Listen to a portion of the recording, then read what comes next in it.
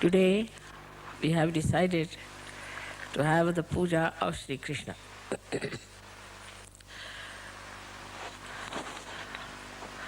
We have many a times done this puja and have understood the essence of Shri Krishna's advent, which was 6,000 years back.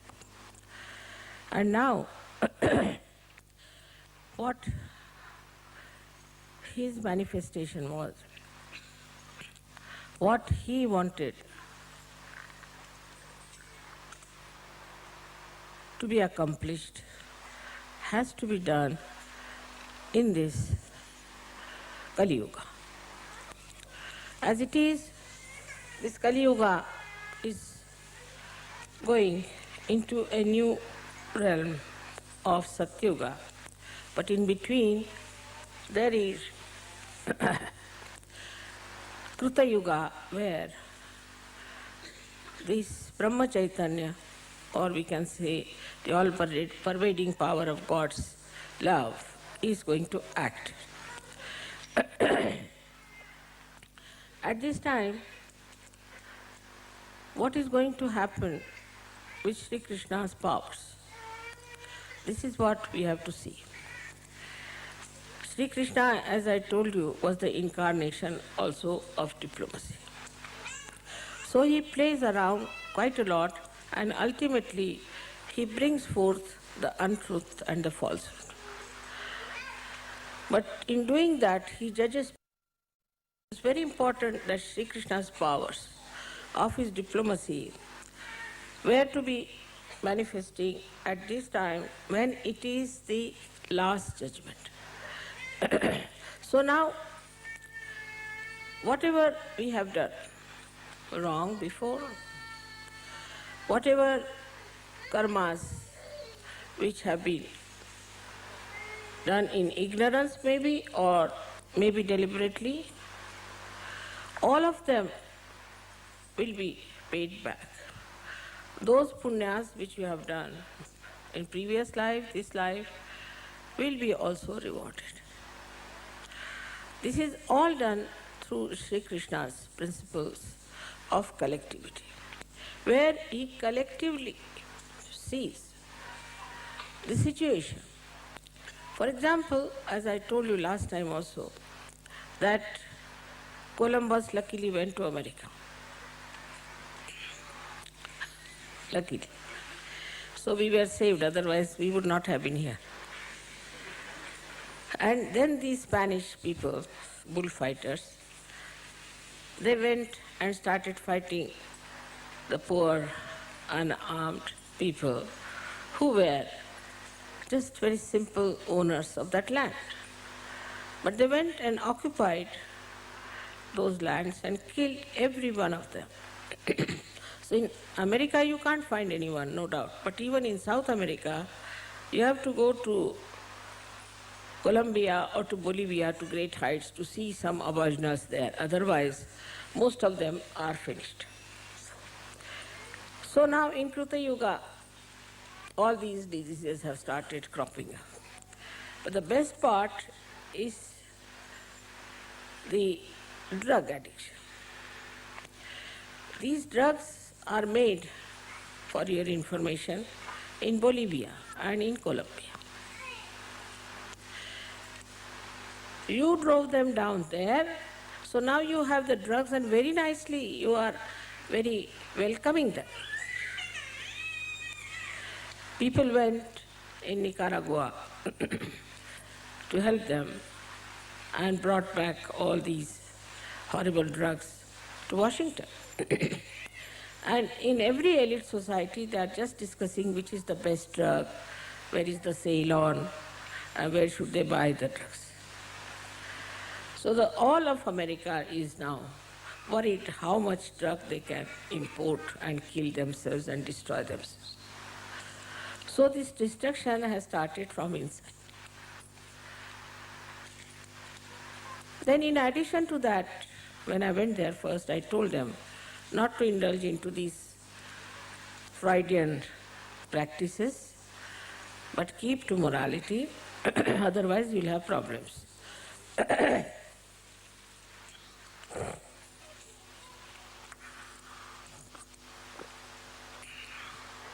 So they had first AIDS, secondly, now your peace disease, and all kinds of secret diseases there. Among 10 people, there would be at least one person who is suffering from that. And among 20 people, there will be at least one person who must be suffering from schizophrenia. Because they made every person, every other country nervous. So now, they are getting schizophrenic. Like this, we can see even in England. Now, in England, they came to India as traders, ordinary traders, and plundered us completely, no doubt, ruled us for 300 years. As I say, it's gracious hospitality they had. And then they left us in 3 pieces. And now, in their own country, they have problems, all kinds. First of all, nobody wants to call themselves as English. They all call themselves as Welsh or Scots, or especially the Irish.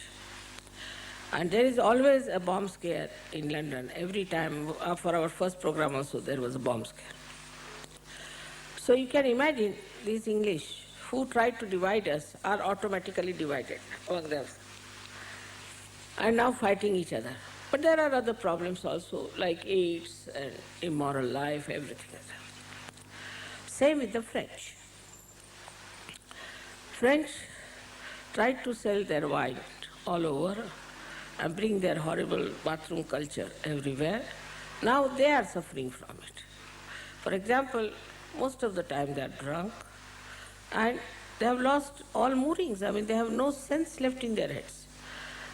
Like a housewife could be a prostitute, allowed by law. All such things are happening. Now they are paying. And the worst that they are paying, all these countries who think no end of themselves, are recession. This is also Shri Krishna's power, because he is Cabella.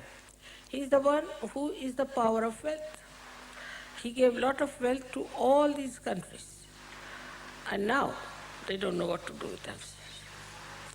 We can see in these 50 years how many things have happened, but especially these 20 years have been really remarkable. All over the world you can find out there has been some sort of a complete change or an exposure. Even in Italy you see every day this Vatican is exposed, or some mafia connections are there, or this, what you call, people from the government are exposed. I am doing nothing, I am just sitting here. But it was working out that way. Since I have been here, I don't know how many people have gone to jail. God knows. I don't know, she's not brought my throat last days. I had a bath early in the morning, so a little bit. This Shri Krishna is trying to fill me up.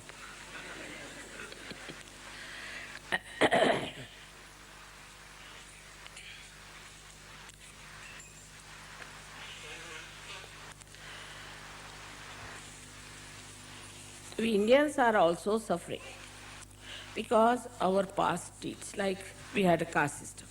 So now the caste system has become the greatest headache for us in India. That's the greatest cancer for us. Like that, everywhere, these 20 years or 21 years have been,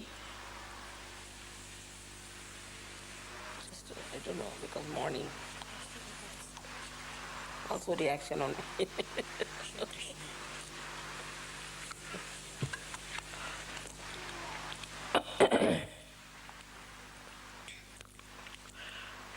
So like that in every country, you will see gradually, every country will have to face for what it has done. Also, Sri Krishna's own style was that he never believed in caste system. He himself was born in a caste which is what you call is a milkman's caste. And then he became a king, of course, but to begin with. And he lived like an ordinary person. He used to take the cows outside, look after them, and bring them home. Now, if you see his life, you'll find he is absolutely very human. The way he used to tease his mother, tease other ladies, all this is extremely human and childlike and extremely sweet. But behind that also there was a great significance. For example, Shri Radha, as you know, she was Mahalakshmi. And as Mahalakshmi, she used to put her feet, take bath in the river Yamuna. And the ladies would take water from the same river, carry on their head the pitchers. Now, Shri Krishna wanted to raise their kundalini.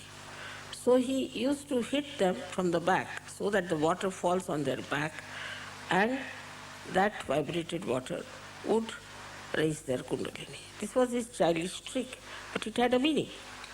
Another one, when we see him in a ras, ra means energy, ra, dha, ra is energy, dha means the one who sustains.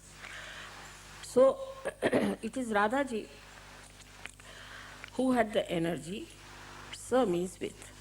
So when they played ras, was nothing but to play with the energy.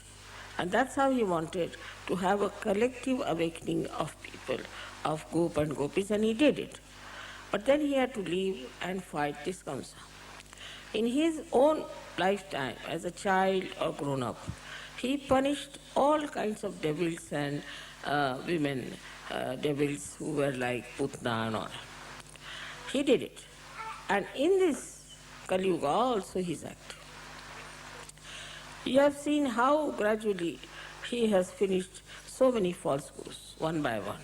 Somebody who called himself Shri Krishna, somebody called himself as God, something else. He finished them all, exposed them nicely. And now we have very few people in the arena left for us to fight. They themselves are trembling and they are quite frightened of us because we are standing on truth. So now when we have to think about Sri Krishna who is residing in our Vishuddhi church. Many people have this problem of left Vishuddhi. That is because we are more sort of very social people. Now in the Western society, the social system is so rigid that anybody can collapse with that. Or used to be, now better because of the maybe the revolt, anti-culture. But otherwise, if you could put one spoon from here to there, then you are finished. If you start your food with, say, not with a fish knife, but with an ordinary knife, then you are finished, you are no good. And these French had made even much worse by using a big science out of alcohol. For this alcohol, this is the glass, for that alcohol, that is the glass and all. So the whole collective was made so rigid. It's much more rigid than in India. I used to think Indian collective is quite rigid because of certain conditionings we have. But after coming to the West, I was surprised that it is such a conditioning in the heads of the people that some of the conditionings you cannot remove. Say from Catholic Church you might say, or from wherever it is. But when it comes from somebody like Freud, who was absolutely a devil, they just give up all these conditionings and take to that. I cannot understand any country where there is Catholic Church so predominant, they are following Freud. So, this collective rigidity which was then, because maybe Sri Rama was a very formal person. Because of him, maybe the collective rigidity might have been in India. But in the West, it is all mental. It's absolutely mental. If you make this kind of hair, then you are all right. If you put oil, then you are absolutely lunatic. All kinds of funny ideas were given, and people started doing like this. If you don't put oil at all, you will become bald. If you become bald, then they will have a business of their wigs. So the whole thing was money-oriented. And everything was made so fixed that you had to do it so that they could sell their things. England was, as you know, is tailcoat. You have to wear a tailcoat if you have to see the Queen. I don't know why you have to wear a tailcoat to see the Queen, but it's compulsory. And if you don't wear, then you are not allowed. So they have to borrow these tailcoats and all that from one shop, which can be tight, which can be loose, and everybody looks like Charlie Chaplin too. They can't walk straight. So, this kind of stupid rigidity that came into the West has really made them very nervous. People are so nervous here. If you tell some lady that I'm going to come and have food with you, she will collapse. God knows what she thinks. I mean, it is caring for the public opinion or her own conditioning. But in an Indian housewife, if you tell her you are going to come, she'll be the happiest person. She'll be very happy that you are coming to her house for dinner. But here, even if you say, I would like to come and see you in the evening, they'll say, all right, come in the pub. Because they're so nervous. They're not sure of themselves. And this has come, I think, perhaps from these norms that they have been created in the West. In India also we had lots of these ritualism that came up very serious. Like we had people, Chinese, who would pick up their hair with their hands. They are not supposed to use any knives or any scissors or any barbers. So they were supposed to pick up their hair on their own. So from their beard, from their this thing, they would pick up all the time. That went to such a horrible conditioning that they would say that even if you breathe, then you might consume some animals. So they would put some sort of a cloth before their mouth and all kinds of nonsense they did. At that time, Sri Krishna came in. His own cousin was a Tirthankara. You will be surprised, Neminath. He became a Tirthankara. And that made Sri Krishna think about it. That this kind of stupid ritualism that we have, like in the morning, women will get up in their sleep, they will go put some water for Tulsi, do this thing, that thing, throw water here and there, and also untouchables and touchables, and you can't take water from this, you can't eat this, you can't move like that, all kinds of restrictions. Timing, everything. This time is not good, that time is not good, this you should not do, that you should not do, to such an extent that the whole movement of our country was around these rituals. I had nephews who used to come to Bombay for their work. Every time they went to Lucknow, they would come with shaven heads. I said, what's the matter? He said, there are many people in our family who are old, and when they die, we have to shave our heads. So every time they went there, somebody died, so they came with shaven heads. Like that, such horrible rituals existed, and even now in the South India, a lot of rituals are there, terrible rituals. And they cannot get out of it, they are frightened. If they get out of it, then they might be sinners or they will go to hell. So the Indian conditioning was, as far as these rigidities were concerned, for religion, to be on the right side, to be on the in such a way that we should not be caught up without doing this. So early in the morning they'll get up and do the rituals just without even thinking about them, what they are doing. But in the West, the lifestyle is nothing but rigidity. The whole lifestyle is, there's no freedom anywhere. And all that then was revolted by these hippies and other people and all of them, and they fought it, and that thing went to another extreme. So from one extreme to another extreme. Now how Sri Krishna's advent changed it. When Sri Krishna came on this earth, he said, this is all a leela. It is just a play. Because you are involved into it, you cannot see the play. But if you ascend, if you are in the water, you are afraid of the water. But if you get into the boat, you can see the water. And if you know how to swim, you can even save the people who are in the water. So he says that if you develop a witness state, Sakshi Swarupata, if you develop that state, then you see the whole thing as a drama. Nothing affects you. Nothing matters. You don't worry about anything. You see the problem above. You are, and you see the problem, and because you are out of it, you can solve the problem. This was his great advent, I would say, that has taught the first step towards the ascent is that you have to become a Sakshi. You have to become the witness. Now let's see in Sahaja Yoga.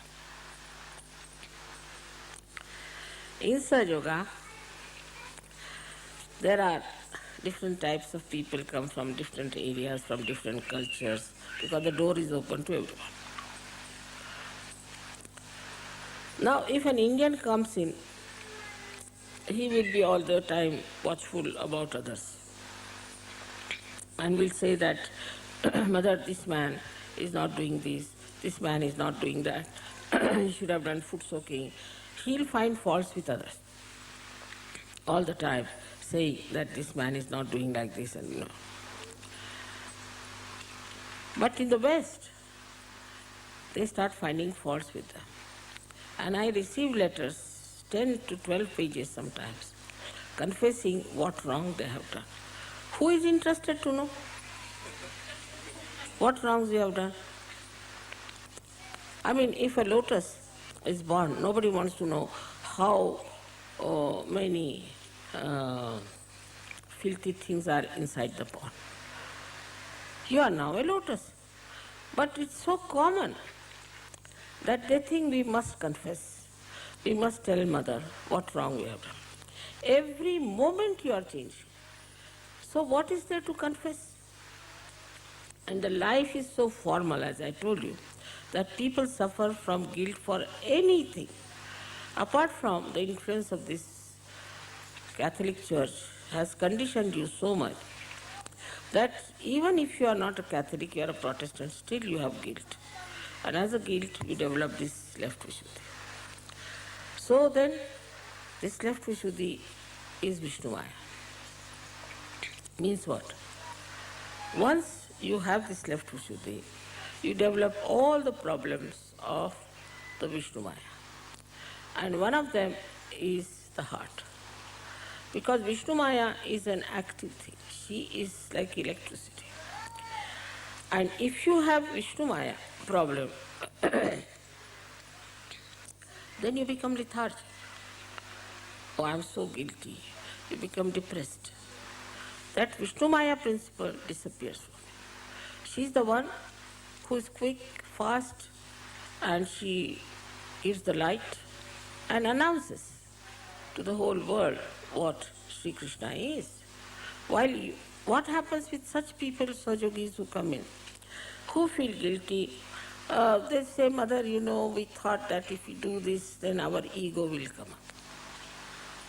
If we do any work outside and work in some fields or in some villages, then our ego will come up. so we don't want to do it. This is absurd. It's like you give light to some light, and the light says that I don't want to give the light because maybe this light might develop an ego. It is absurd. But such absurd things Sahaja Yogis tell me. For them, one has to understand, to get out of this left Vishuddhi is to become absolutely dynamic in Sahaja. Go all out into Sahaja. Otherwise they can't get rid of their left Vishuddhis. Left Vishuddhi is a thing that's a very depressive action on the whole being. And a person who has left Vishuddhi is always a very slow person to do anything for Sahaja. You have not been given light to hide it. Christ has said that you don't put light under the table. So you have been given light to work it out, to be dynamic, to think what to do, how to arrange, how to organize. But if you are guilty, then you will all the time say, oh, Mother, it's very difficult, this. Always you'll find the other side of the whole joke. Just to avoid. Now for a Sahaja Yogi is to witness himself, first of all. That is the introspection. He should see for himself. Where was I and I have come here? Don't indulge too much in the past, but see the distance you have crossed in such a short time. Now you have come into the kingdom of God. You have all the powers. I don't tell lies. It's a fact. I'll give you an example. My full gang allows me to say that. Wolfgang was with me when we were traveling from Prague to Vienna. And the plane, you see, he told me that the plane is at 10:30, but it was at 9:30. It was a mistake. There can be mistake. Of course, that also Shri Krishna style. You can always do mistakes, doesn't matter. So we reached, why all these things happen? See, to create an event, a ghatana. So he was very upset about it, that he told me a wrong time and I reached there about 15 minutes late. And there was a ground hostess, horrible. She started shouting at me, saying all kinds of, it's not fair, you don't know, this, that, and everything. I just didn't bother about it because I knew that it was out of mistake, we've done it. And they could have taken away their plane instead of shouting, but they kept the plane and she shouted at me. Because she wanted to shout, you see. Then the plane was filled in with people. And it would not leave. So I asked the engineers, they said it has been like this for the half an hour, we are trying to correct it. It's like this. So it's all right. He said that you'll have to wait till we put it right. But because she shouted at me, Wolfgang was full of tears, you see. Just look at this German having so many tears in his eyes. Then Algas was telling him that it's all right, doesn't matter, it's not your mistake. He was feeling so sad that Mother has been insulted like this by this lady because of my mistake. His love. Now the power of his love was so great. At the same moment, there were so many, about 50 people, Sahaja Yogis standing on the balcony watching us. We also felt and they also felt, but they felt a tremendous cool breeze like a big blow came to them and blew upon them vibrations. And they just got enamored. And suddenly when they opened their eyes, what they find, the whole sky was filled with clouds. There was not a single cloud. In 1 second from where the clouds came, God knows. It was all completely filled with them. Then they asked us to get out because they could not do anything. So when we came back, it started raining. When we came in, he got after that lady, he said, now, whom are we to shout? We can't catch our planes now. And then they announced that all the flights are cancelled. So see the power of his love for his mother, that the whole sky couldn't bear it. You see, his eyes became the sky. And in a second they said, Mother, we have never seen such a miracle that there is not one single thing, and the whole thing was filled with it. So you must know your powers. That is what is, first of all, witness yourself, is the introspection. See for yourself how many powers you have got. Now with your left Vishuddhi, you will always conclude, oh, how can I have any powers after all?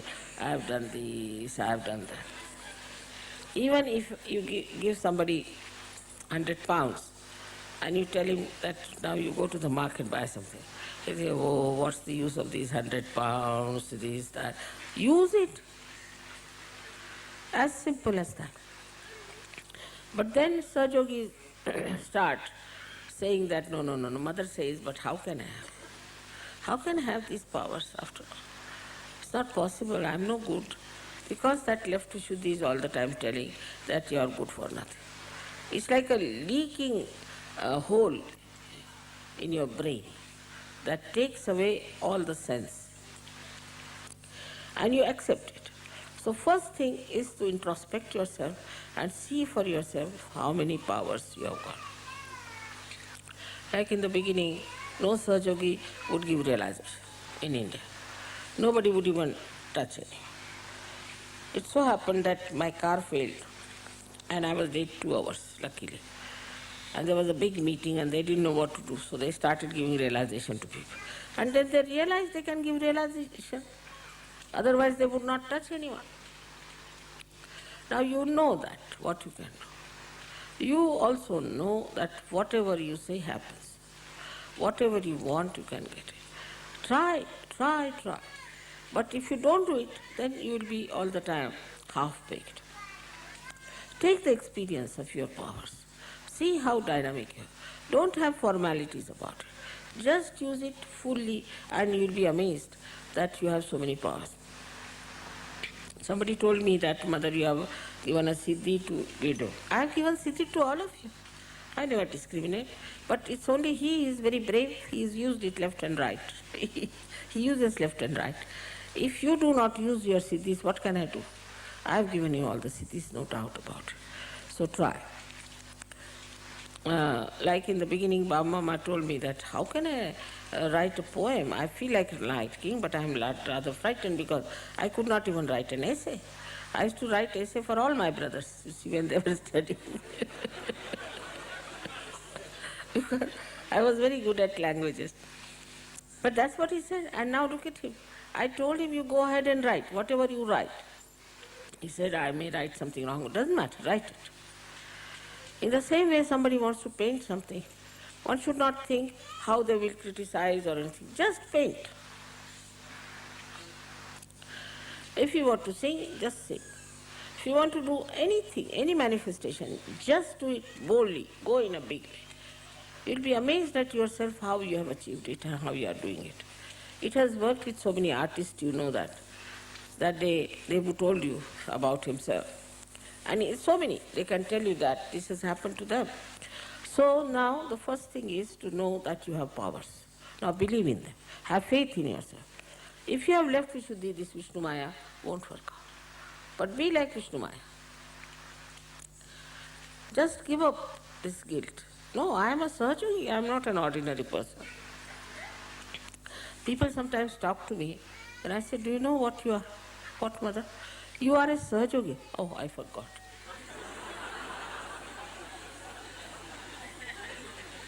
Now go and do it. And another style of this left Vishuddhi is this, which one must understand, that it tries to give an explanation. As I told you many a time, you tell somebody that telephone to someone. First they will say, he may not be there, Mother. Baba, you telephone, first find out if he may be there or may not be there. But they would not. They would just avoid, and that is another thing. Vishnu Maya never avoids, you have seen that. Once she has to shine, she shines. Wherever she is, whatever she is. So in the same way, we have to be like that.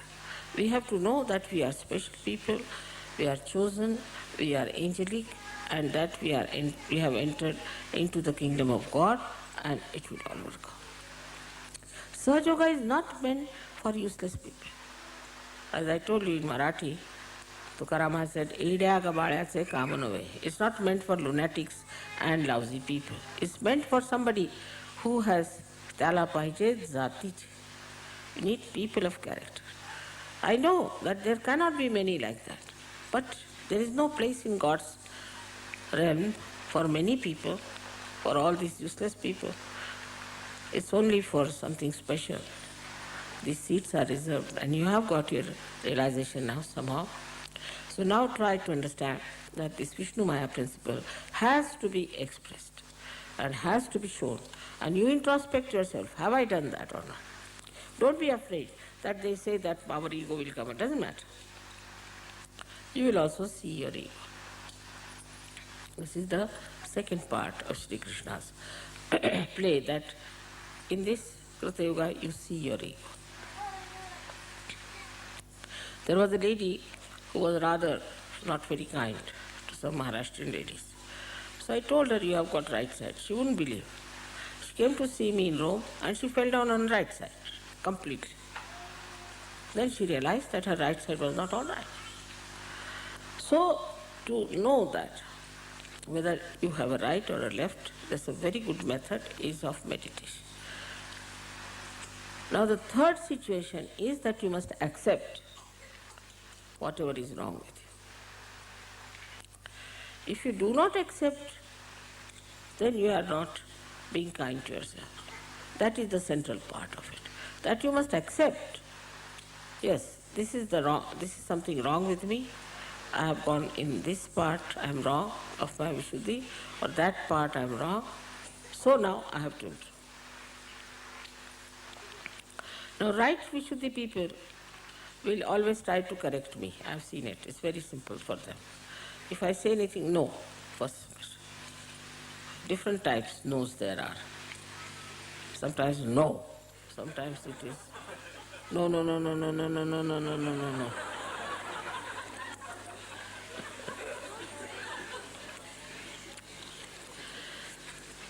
They will contradict me or try to put their own idea. And then they discover that it was wrong. They should not have said it. Say, for example, if I say, I saw these things lying here. They said, no.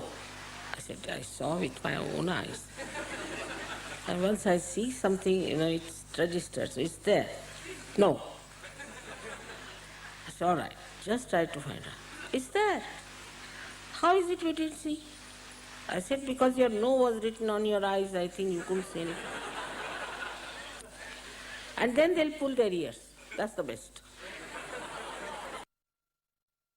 But if you see that this is a habit I have of saying no to things. So, first of all, I also test you. Supposing I say, it is just now 9 o'clock in the night. You just say yes. Let's see what happens. Try to see. You see, I test you very many times like this. And then I see that some people, if I say so, all right. If it is so, if Mother has said, it is so. And then it starts building up their faith very well. I can see there clearly how they are coming into the realm of real faith. And there, when I say something absurd, they will just smile. They know it is Mother is just testing us, you see. So they will just smile. They won't do anything, but they will just smile. And then, if it is so, and if they don't know, they will say, yes, it must be. Mother must have done this or said so. So your testing time is there. You have to test yourself. As Muhammad Sahib has said, that your hands will speak and they'll give witness against you. So on your hands you will know. Now these hands are the blessings of Sri Krishna. They come out from the same Vishuddhi. And as you know, the pelvic nerve serves it on all that. And there are 2 chakras of one Lalita and another Shri chakras, all on these both sides. they also play into the hands of Sri Krishna. With these hands we can feel the vibrations. Now if your right Vishuddhi is too strong, you may not feel. If your left Vishuddhi is too strong, you may not feel. But that doesn't mean that you haven't got realization. You have got. You just work out your hands. Now for working your hands, you have to see that you don't use them for useless things. That's very important. Because you have special hands. These hands are the ones with which you spread the collectivity. Now for example, Italy example this. Here the people when they talk, they'll go on.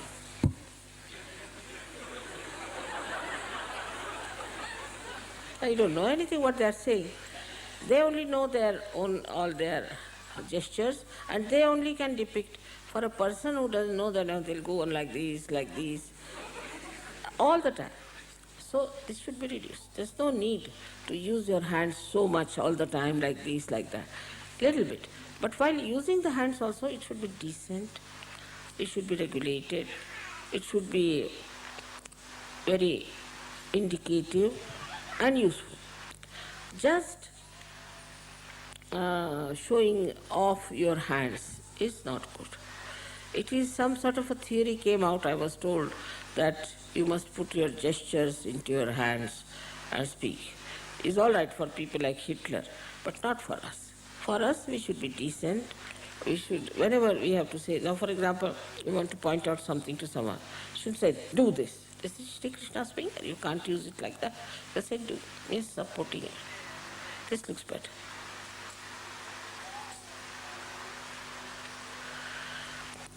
These hands are to be used for collectivity. See, we say namaste when we meet others. To thousands of people we can say namaste. But I don't like the shaking hand business because it's no good. Shaking hands doesn't create any collectivity. On the contrary, you might get all kinds of pins and needles and all kinds of problems from others. But when you talk to people, also, with these hands only you can feel. With these hands only you can care your children. With these hands only you can suggest your softness, your sweetness, and also with the mouth, which is of course is a part of the Vishuddhi, that's different. But especially hands, your gesture should show very heartfelt emotions, and then only these gestures have some meaning. Now in Sahaja Yoga, as you know, you hold each other's hands and the vibration starts flowing among yourselves. And you can also hear the tabla on your throbbings. So that shows that they are the communication. So these hands, which are really the beginning of the collectivity. Most important, I would say the most important things are the hands which act for your collectivity. As far as you are concerned, there are many other angels and other ganas who are standing behind you. They also extend their help to you whenever you want to communicate something. They also do your jobs very well. So whatever is expressed in your hand or through your hand, they immediately pick up. As you know that Vishuddhi has 16 petals and all ear, nose, throat, eyes, all are guided by this. Also the subplexus of this Vishuddhi is this one, is the Hamsa Chakra. So we have these eyes to see, eyes to communicate. The pure eyes communicate pure love, purity. With the pure eyes, you can cleanse people. With the pure eyes, you can help others. You can bring peace. The purification of the eyes takes place through your Vishuddhi and Agya. Here both things have to work out. The nose is very important. Nose has to be pure in the sense that you should be able to discard whatever is smelling badly, and you should be able to accept whatever is fragrant. It's very important because nose is the speciality of Shri Krishna, I would say, in the sense that he is a Cabella, and the Cabella has given the nose to the goddess. Some people have a bad habit of moving their nose just to show disapproval or something like this. They go on doing like that. This is very wrong, because then you are insulting yourself. You are insulting your Cabella power. So you have to keep your nose in a dignified manner. It should be a dignified nose. It should not be used for doing something which is indignified or which expresses contempt.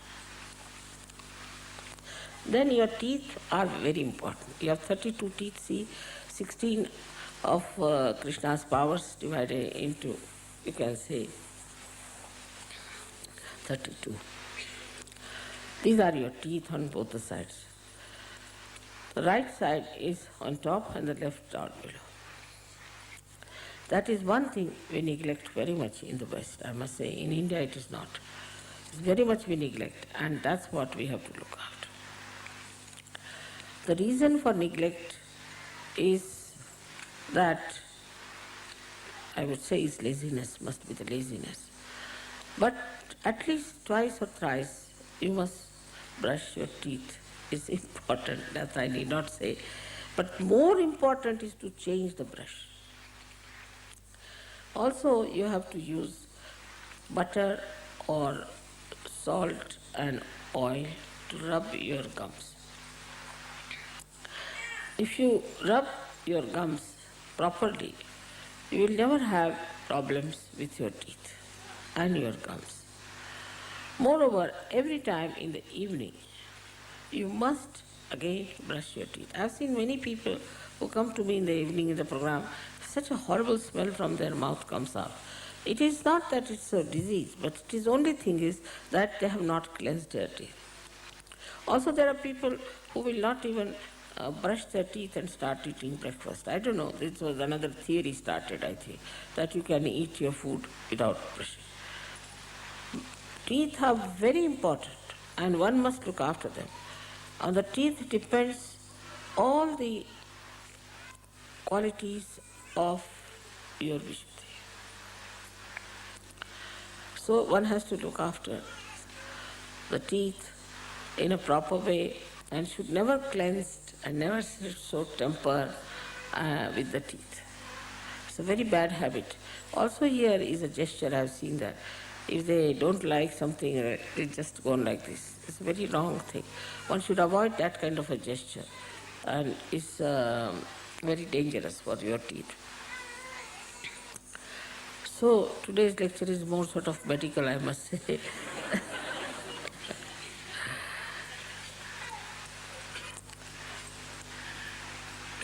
A person who is spiritually endowed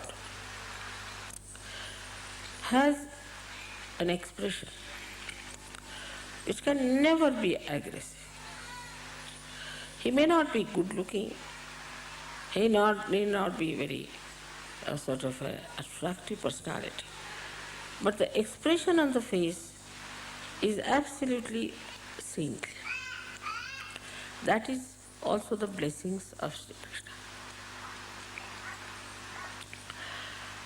I have seen people after 1 year of realization, and I was surprised how their faces were changed that I could not recognize them who they were.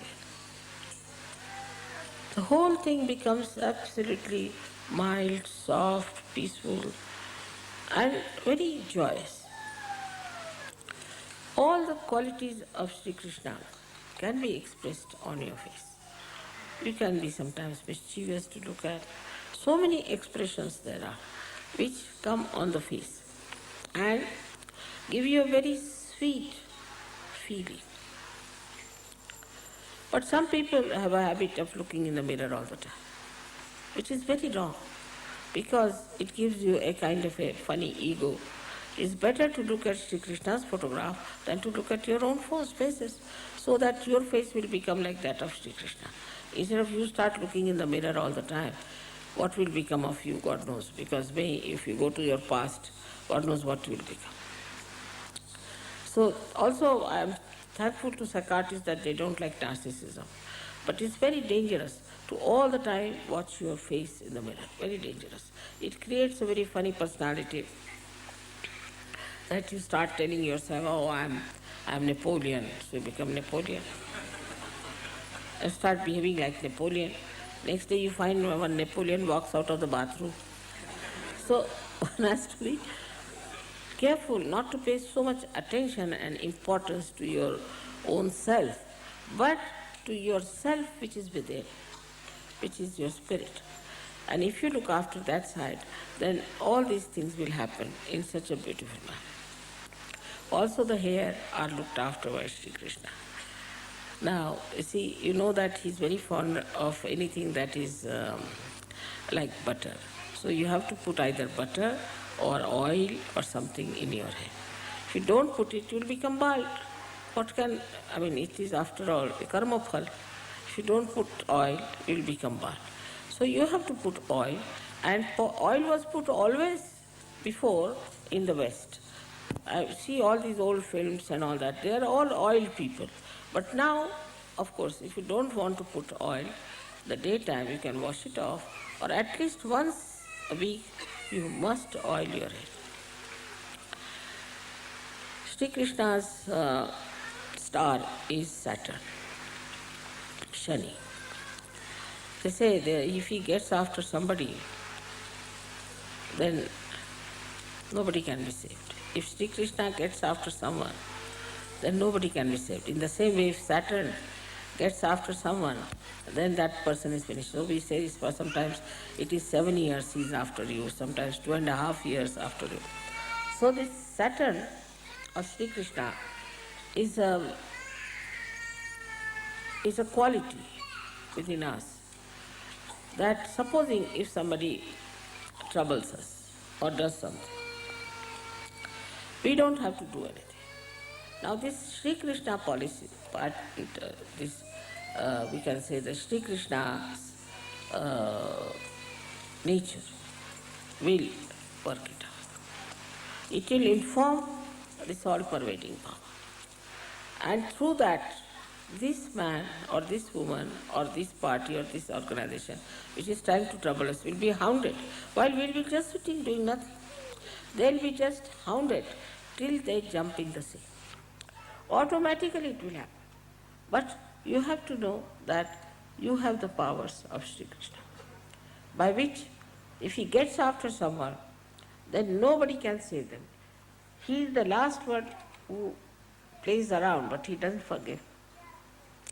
He doesn't believe in forgiveness. He says, now, you had enough of it. He gives a big long rope to hang yourself, but he never forgives. One thing for definite, he never forgives. As you must have seen in Mahabharata, his own judgment of things which he doesn't forgive. He says you have to pay. You have to pay for it. Except when you transcend. If you become a Sahajogi, if you have transcended Vishuddhi, then he cannot do anything like that to you. But if you have not, if there is no ascent, you cannot be saved. You cannot be saved from him. They say once Muhammad Ghazni came to loot our country. It's a story about the village folk. And he's looted Somnath, a big temple of ours, which had lots of gold, jewelry, everything in it. So these Brahmins were, taking money from all these people and looting them and putting them in the temple and using them, and the rest of the people were very poor. So it was sort of a reaction in them, and the story they tell like this. So this Muhammad Ghazni looted Somnath, is the temple of Mahadeva. Now Mahadeva never needs any ornaments or anything, but they had put this there. So Hanumana saw that Mahadeva got out of the temple and was running. So Hanumana ran after. Then at one point Mahadeva sat down and Hanumana came. He said, "You are the god of gods. Why are you running? What are you afraid of?" He said, "You don't know this Muhammad Ghazni?" He said, "No, I don't know." "All right, hide behind a tree." They hid behind a tree. So this Muhammad Ghazni came and sat down. This is the folklore, folk people tell. Sat down under that tree and turned into Shri Krishna. He said, "This horrible thing, if he gets after someone, who can be saved? Under my nose, these Brahmins were making money and all that, putting it in Somnath temple, which was not to be done. I couldn't do anything, so he came. And with this fellow after me, I cannot be saved either, so I am running away from the temple." So this is the story given by the villagers, but which shows that if Sri Krishna is after somebody, then nobody can save that person. He has to run away. Because he has so many tricks and so many styles that you can't get out of it. He'll use his brains in so many manners, and that he'll put that person right who is trying to trouble you. So you must have complete faith in the powers of Sri Krishna, which is within yourself, which is being aware. And also, if you have ascended fully out of this, then he will not trouble. But if you have left Vishuddhi, he will trouble you, definitely. If you have left Vishuddhi, Sri Krishna will definitely trouble you. And be careful. So get rid of your left Vishuddhis now. That's very important. Because then Sri Krishna will take your test and will make you so miserable that you will not know why. "Mother, you see, I did this puja, I did this, till see now this is the situation in my family, this is what happened." All right. Are you a Catholic? Yes. Feel guilty? Yes. So have it. What can I do? Sri Krishna cannot be controlled by anyone. He does whatever he thinks proper, and he is meant to really punish much more than the mother, I get it. They say that she is Ati Raudra, Ati Saumya. She is the one who is very hard and also very, very soft. But up to a point, he is not. Nothing can convince him. Once you get into his control, then he'll see to it that you are put right. Left, right, anyway, he'll make you all right. So one thing is there, that you should be sure that you should have your Vishuddhis all right, first of all, and also that Sri Krishna manifesting on others. You don't have to do anything. He'll look after you, everything, and work it out. But left Vishuddhi is a disease of the West. I also feel so much from you all that I sometimes feel like running away to India, because in India nobody feels guilty. They don't believe in feeling guilty. What is there? We have not murdered anyone. Why should we feel guilty? Here it is a disease with everyone. I feel guilty. I don't know who has introduced this idea. Maybe this Catholic Church, but carried too far. So then we come to the Viraata's point, is here. Before that we have to cross the Hamsa. Without that you cannot reach the Virata. So Hamsa is, as you know very well, is the discretion, divine discretion, which must be within you. Once you develop that, then you don't commit mistakes. You never commit mistakes. Mistakes in the sense you don't do things which are again pushed back on you or for which you have to pay. It's just a very straightforward life. It's so. With this discretion, absolutely you have a complete understanding as to what has to be done and what not to be done. And if that is established, a discretion is established. In many Sahaja Yogis, I must say, discretion has come even with the left Vishuddhi. Even if they have left Vishuddhi, they have this discretion. They know what is right and what is wrong. With that divine discretion, the first thing that happens is that people get impressed by you. It's real collectivity. It impresses the collectivity. A person who has divine discretion, people immediately see the wisdom of that person and think, see now, this man, how could he be? He's so young, how could he be? He's such a child, how could he be? So this divine discretion, which is the, here, Hamsa Chakra's speciality, when it starts manifesting, then automatically you impress the collectivity. This is a very important point one has to know. While introspecting yourself, you just see if you have developed this quality of divine discretion or not. For example, there are many I have seen when they come to the program, they come and tell me, Mother, some Sahajogi told me that you have a bhoot. Have I got a bhoot in you? I said, not at all. How can there be any bhoot in you? He may be happy. But the divine discretion is not to tell him just now, but to remove it. So divine discretion gives you a complete understanding. What is the way to handle another personality? What is the way to handle a collective? How to talk to others? How to impress on them the right things? It's a very, very expansive manifestation in so many directions. If you have no divine discretion, you start speaking what you should not speak. You start saying at a time when you should not say.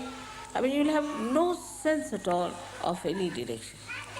So to have divine discretion is very important, for which, as you know, Hamsa Chakra physically as well, mentally and also spiritually must be kept all right. In my Hansas, we had one puja where I talked about it. The last is the Virat. That is the state you have to reach. The Virat is here in front, as you know. And I was surprised when I went to Nepal, which is a temple of Shiva there. Despite they were worshipping Shiva, they were putting all the kumkum here. So I thought that they don't know why they are putting. Because even if you worship Shiva, you must also worship here the Virata. They don't put it here. Because they are absolutely 100% only Shiva worshippers. So why should they put it here? Because somebody who knows, who was Gnostic, has told them that this is the place of Virata. Once you get into Virat, then all your ideas of separating or differentiating goes on. You do not have any more ideas of races left, of nationality, of your city, of your village or anything. At that stage, you don't belong to any place. You belong to every place and you don't belong to every place. Such a situation comes in when you don't hanker after any particular food, you don't like any particular type of people. You can adjust yourself into any circumstances, into any families, into any kind of people. You can live with drunkards. I mean, I have lived with drunkards. Lived means I've shaken hands at least with so many of them. You can be with any kind of person. Nothing bothers you because you are in the Viraata state. Because everything is absorbed by the Virat and you do not feel anything. Whatever sort of person may be, you do not feel it. The Virat has to suffer, not you. And that is what is the best state where I want all of you to reach and to become absolutely free. Nothing can impress you, nothing can influence you, nothing can dissuade you, but you stand on your self-esteem and understanding about yourself that you are a Sahajogi and that you are connected with this power and you are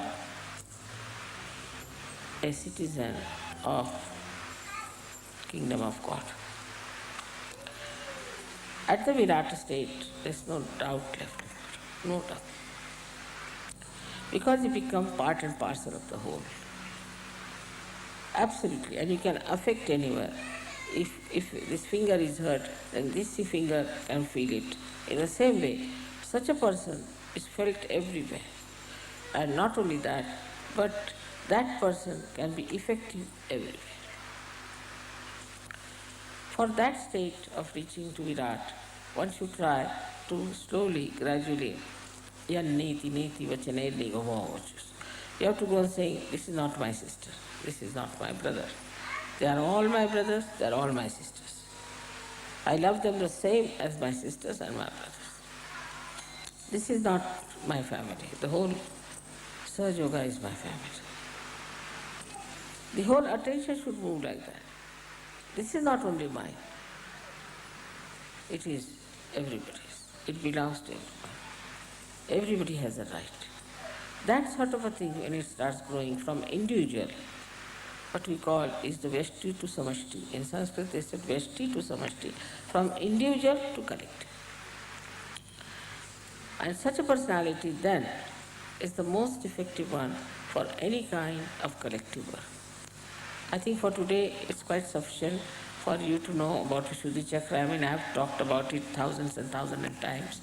And now this is one of the sides which I wanted to say, because I find that still there are people who do not understand that they have to rise above Vishuddhi. Otherwise, if they do not ascend over Vishuddhi, they can never be proper surgeons. They will be always half-baked. So we must try to rise above the Vishuddhi, the discretion part. Then at that point we can never doubt surgery. Can never doubt, and that's how the doubtless awareness can come to us. May God bless you.